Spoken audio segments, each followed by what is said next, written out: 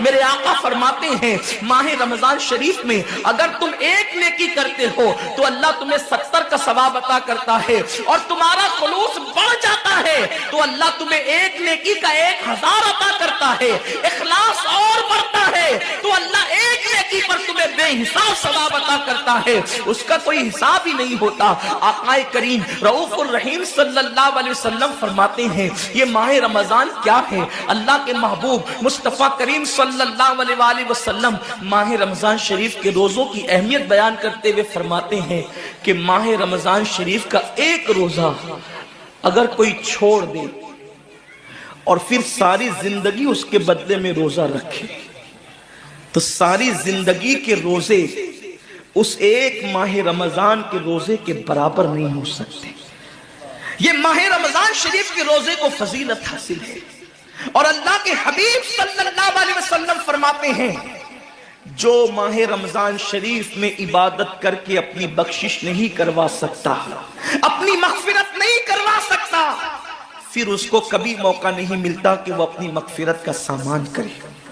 آقا کریم صلی اللہ علیہ وآلہ وسلم فرماتے ہیں کہ سال بھر تک ماہ رمضان شریف کے لیے جنت کو آراستہ کیا جاتا ہے، جنت کو سجایا جاتا ہے، جنت کو سنوارا جاتا ہے، اور آقا کریم صلی اللہ علیہ وسلم فرماتے ہیں بڑی بڑی آنکھ والی حوریں اللہ کی بارگاہ میں عرض کرتی ہے میرے کریم ہمیں ان کی دلہن بنانا جو ماہ رمضان شریف میں تیری عبادت کرتے ہیں، ہمیں ان کے نکاح میں دینا جو ماہ رمضان شریف کی راتوں کو جگ کر کے تجھے منانے کی کوشش کرتے ہیں۔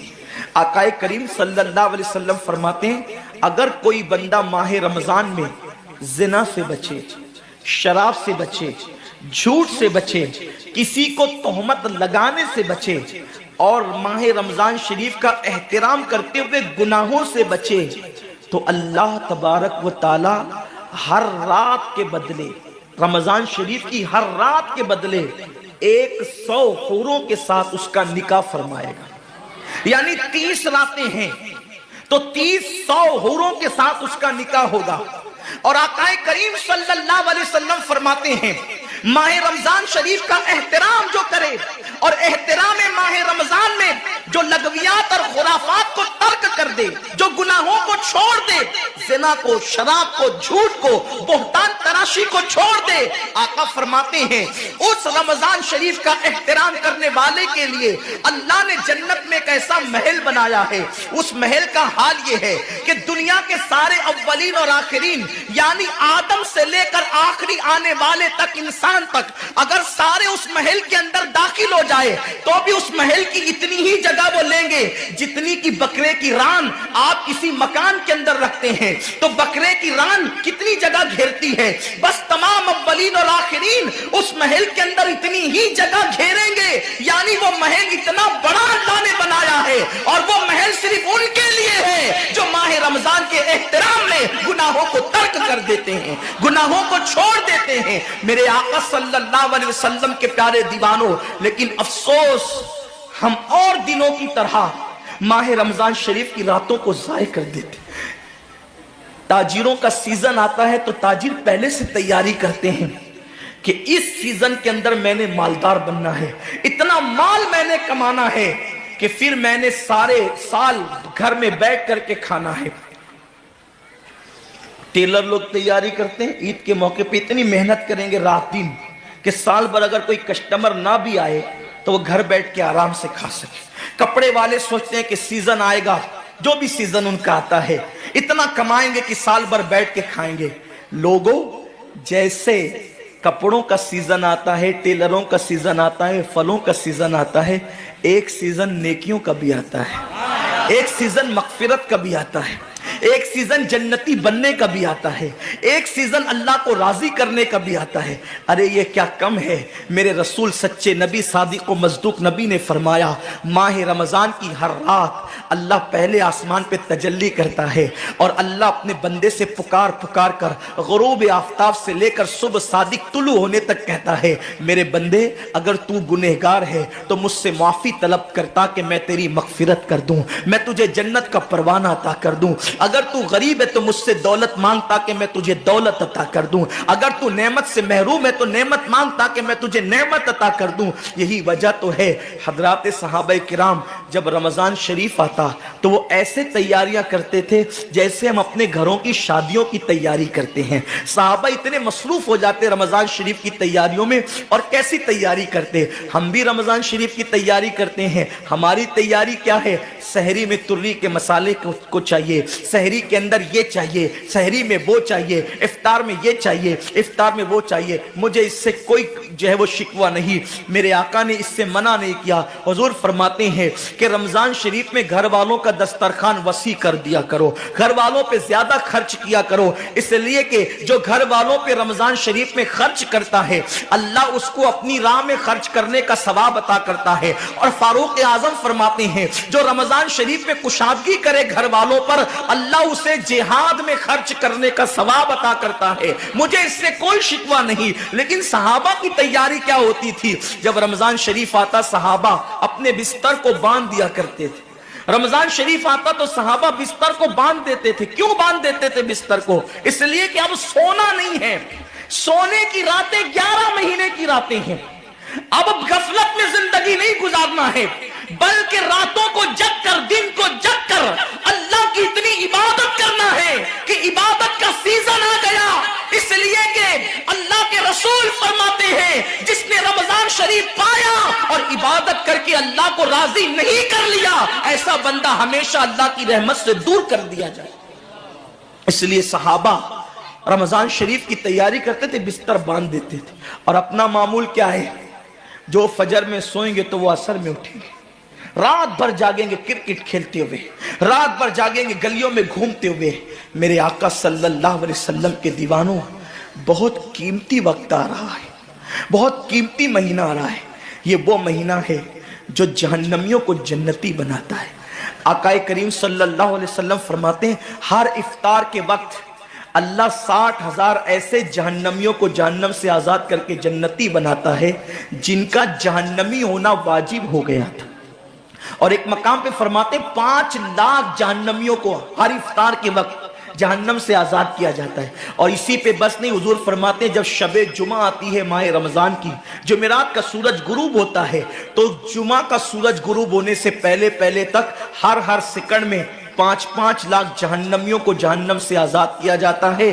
اور جب جمعہ کا آخری وقت آتا ہے، آخری ساعت آتی ہے، میرے کریم آقا فرماتے ہیں جمعرات کا سورج غروب ہونے سے لے کر جمعہ کا سورج غروب ہونے تک ہر لمحے میں جو 5 لاکھ کو آزاد کیا گیا تھا، اب آخری سیکنڈ میں جو غروب کا وقت ہوتا ہے، جتنے آزاد کیے گئے تھے اتنوں کی تعداد کے برابر اس آخری ساعت کے اندر اللہ اپنے جہنمی بندوں کو جہنم سے آزاد کر دیتا ہے۔ کتنا قیمتی وقت ہوتا ہے، افطار کا وقت کتنا قیمتی ہے، سحری کا وقت کتنا قیمتی ہے، لیکن اس وقت بھی ہم کہاں لگے ہوتے۔ اب تو لوگوں نے ٹی وی چینلوں پر پروگرامات شروع کر دیے، دینی پروگرامات۔ مجھے دینی پروگرامات اگر ٹی وی پہ نشر ہوتے ہیں تو اس سے کوئی اختلاف نہیں ہے، لیکن آپ سے یہ عرض کرنا چاہتا ہوں کہ دین سیکھنے کا بھی کوئی وقت ہوتا ہے۔ اگر آپ سحری کے قیمتی لمحات میں ٹی وی کا منہ پکڑ کر بیٹھے ہیں تو آپ دعا کب کریں گے؟ افطار کے وقت آپ واٹس ایپ پر لگے ہیں تو اللہ سے مانگیں گے کب؟ ساری زندگی سسکیاں لے رہے ہو، ساری زندگی تڑپ رہے ہو، اور جب مانگنے کا وقت آتا ہے، مصیبتوں سے نجات طلب کرنے کا وقت آتا ہے، ہم کہاں ٹائم ضائع کرتے ہیں۔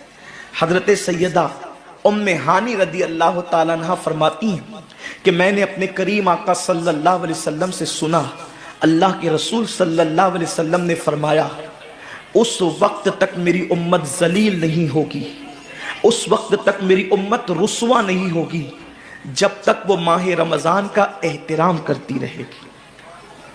جب تک امت محمدیہ ماہ رمضان کا احترام کرے گی انہیں دنیا کی کوئی طاقت ذلیل و رسوا نہیں کر سکے گی۔ اور جب میری امت ماہ رمضان شریف کے احترام کو، تعظیم کو ترک کر دے گی اس وقت میری امت ذلیل اور رسوا کر دی جائے گی۔ آج لوگ سیریا کی تباہی پر ماتم کر رہے ہیں، آج لوگ یمن کہ گھروں کو آگ میں جلنے کے حوالے سے بے قراری کا اظہار کر رہے ہیں۔ آج لوگ ہندوستان میں مسلمانوں کا حال زار دیکھ کر افسوس کر رہے ہیں۔ بڑے بڑے اسکالر مفکرانہ تقریر کرتے ہیں، امت کا حال کیا ہے، امت کا حال کیا ہے، امت ذلیل کیوں ہو رہی ہے، امت رسوا کیوں ہو رہی ہے۔ آصفہ کی آبرو پر آنسو بہانے والوں، کبھی احساس بھی کیا کہ یہ امت کی ذلت کی وجہ کیا ہے؟ ایک ننھی سی آصفہ کی اگر آبرو جاتی ہے تو وہ کشمیر کے کسی ننھی سی بچی کی آبرو نہیں گئی، بلکہ پوری امت محمدیہ کی آبرو سے کھیلا گیا۔ امت کی ایک بیٹی کی آبرو، اللہ کے حبیب صلی اللہ علیہ وآلہ وسلم نے، میرے آقا نے ارشاد فرمایا، میں نے اپنی امت کی بیٹیوں کی عزت کو کعبے سے بلند کر دیا ہے۔ وہ دنیا کی اور قومیں ہوگی جو اپنی بیٹیوں کی آبرو کا نیلام کر کے اپنے تخت و تاج کے لیے سامان کرتی ہے، ان کی عزت کی حفاظت کرنا جانتی ہے۔ میں آبرو لوٹنے والوں سے مخاطب نہیں ہوں، اس لیے کہ مجمع آبرو لوٹنے والوں کا نہیں ہے۔ جو سن رہے میں ان سے بات کرنا چاہتا ہوں، جن تک میری آواز پہنچ نہیں سکتی میں ان سے مخاطبت نہیں کرنا چاہتا۔ اہل سیاست کے معاملات جانے، ظالم اپنے ظلم کے انجام کو پہنچنے کے لیے تیار رہے، کفر کردار تک کے کافر اپنے کفر کے انجام کو پہنچنے کے لیے تیار رہے۔ میں نے ان سے کوئی گفتگو نہیں کرنا، لیکن آج کسی قوم کی بیٹی کی اگر آبرو کو لوٹ کر کے امت کو ذلیل کرنے کی کوشش کی جا رہی ہے، اگر تمہارے گھروں کو جلا کر تمہیں بے گھر کرنے کی کوشش کی جا رہی ہے، اگر تمہیں تباہی کے دہانے پر پہنچانے کی کوشش کی جا رہی ہے، اگر تمہیں غربت کی سطح سے نیچے گرا کر تمہارے ایمان کو چھیننے کی کوشش کی جا رہی ہے، تو کب تک دوسروں پر انگلی اٹھاتے رہو گے؟ میری قوم کے جوانوں، اللہ کے حبیب نے آج سے 1450 سال پہلے تمہاری ذلت و رسوائی کا سبب بیان کیا۔ اقبال رونا روتے ہیں، وائے ناکامی متائے کارواں جاتا رہا، کارواں کے دل سے احساس ضیا جاتا رہا۔ ماہ رمضان میں شراب کے اڈوں کو آباد کرنے والے، ماہ رمضان میں زنا کے اڈوں کو آباد کرنے والے، ماہ رمضان میں چھپ چھپ کر کھانے والے، ماہ رمضان میں اللہ اکبر اپنے ہاتھوں کی انگلیوں سے انٹرنیٹ کی جو ہے وہ بٹن کو چھیڑ کر کے زنا کے مناظر دیکھنے والے، اپنے ماں باپ کا دل دکھانے والے، لوگوں پہ ظلم کرنے والے، نماز کے اوقات میں بستر کی پہ سکون کی نیند سونے والے، دل کھول کر کان کھول کر اپنے ایمان کے کانوں سے، اپنی غیرت کے کانوں سے، اپنے دل کے کانوں سے میرے نبی کی حدیث کو سن لو۔ اللہ کے حبیب صلی اللہ علیہ وسلم فرماتے ہیں، میری امت کو اس وقت تک کوئی رسوا نہیں کر سکے گا، میری امت کو اس وقت تک کوئی ذلیل نہیں کر سکے گا جب تک امت ماہ رمضان شریف کا احترام کرتی رہے گی۔ حضرت ام ہانی نے پوچھا، یا رسول اللہ، ماہ رمضان شریف کا احترام کرنا کیا ہے اور رمضان شریف کا حق ضائع کرنا کیا ہے؟ آقا فرماتے ہیں، جو رمضان شریف میں بھی کبیرہ گناہوں میں مبتلا ہوتے ہیں وہ رمضان شریف کے حق کو ضائع کرتے ہیں، اور جو رمضان شریف کے حق کو ضائع کر دے پھر اس وقت امت کو ذلت و رسوائی سے دنیا کی کوئی طاقت بچا نہیں سکتی۔ آج ماہ رمضان شریف کا احترام کیا ہو رہا ہے؟ کل تک کے مسلمان اور دنوں میں گناہ کرتے تھے، لیکن رمضان شریف آتا تھا تو کم سے کم فلمیں لوگ دیکھنا بند کر دیتے تھے، داڑیاں مڈانا بند کر دیتے تھے، مسجدوں کو آباد کرنا شروع کر دیتے تھے۔ اب تو لوگ کس قدر بے باک ہو گئے، کس قدر نڈر ہو گئے کہ رمضان شریف میں بھی لوگ اپنے آپ کو گناہوں سے نہیں روکتے، بلکہ میری قوم کا جوان بڑے دھڑلے سے کہتا ہے، یار اپنے سے روزہ نہیں رکھا جاتا، اس لیے کہ ہمیں تو گٹکے کی عادت ہے، ہمیں تو پان کی عادت ہے، ہمیں تو سگریٹ کی عادت ہے۔ شرم کرو، شرم کرو، نبی کے نام پہ جان قربان کرنے کی بات کرنے والوں، جو نبی کے نام پر 12-16 گھنٹے بھوکے اور پیاسے نہ رہ سکے، وہ نبی کے نام پہ جان کیا قربان کر سکتے؟ اور جب سے تم نے احترام رمضان المبارک ترک کر دیا، تمہاری آبرو کو لوگوں نے کھیل بنا لیا، اور اب تو لوگوں کو احساس گناہ بھی نہیں رہا۔ एहसास जुर्म भी नहीं रहा। गुनाह के साथ अगर एहसास गुनाह इंसान की जिंदगी में है तो इंसान अपने आप को गुनाहों से बचा लेता है। लेकिन अब हमारे अंदर एहसास गुनाह नहीं, अब तो हम गुनाह को हुनर समझते हैं, अब तो हम गुनाहों को फैशन समझते हैं। एहसास गुनाह क्या है? अगर इंसान गुनहगार हो और एहसास गुनाह भी हो तो वो एक न एक दिन सुधर जाता है, वो एक न एक दिन संवर जाता है। हमारे पास एहसास गुनाह खत्म हो गया। आइए बताऊं एहसास गुनाह कितनी कीमती चीज है। रमजान शरीफ में खा रहे हैं, पी रहे हैं, बल्कि मुसलमानों की होटलें बंद है तो गैर मुस्लिमों की होटलों में खा रहे हैं, छुप छुप कर घरों में खा रहे हैं। लोगों से छुप कर खाने वालों, जो तेरा कुछ नहीं बिगाड़ सकता तू उस इंसान से छुप करके खा रहा है। जो खुदा तुझे सजा देगा क्या तू उसकी निगाहों से भी छुप सकता है?